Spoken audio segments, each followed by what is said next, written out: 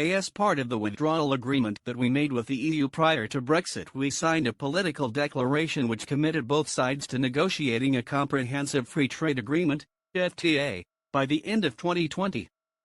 As the chairman of the European Research Group, ERG, I am quietly confident that we will succeed in negotiating a deal which will allow us to trade equitably with the EU by the end of the year. I take this view for 4 reasons. Firstly, because the political declaration, which lays down the tramlines, as it were, within which the negotiations must take place, has already specified an FTA as the desired outcome. In other words, both sides have already agreed in principle where they want the final talks to land, and it is now just a question. Theresa May's variant of the withdrawal agreement did not have this proviso, but instead committed us to a checkers-style outcome in which we would be very closely aligned to the EU's rules and regulations. The truth is that the Prime Minister played something of a blinder in persuading the EU to drop this commitment and to opt for an FTA instead.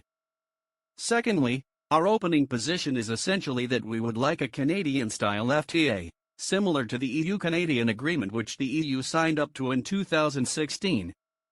This is actually what Michel Barnier, the EU's chief negotiator, was offering us in principle 2 years ago, but now, for reasons best known to themselves, the EU are saying that this could be quite different. Some critics point out that the EU-Canadian deal took 7 years to negotiate, and this is true.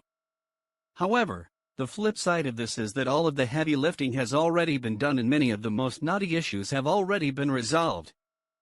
Therefore, we begin these negotiations not with a blank piece of paper but based on an existing precedent to which the EU has already agreed. Common sense suggests this must make it easier to come to an agreement than if we started from scratch.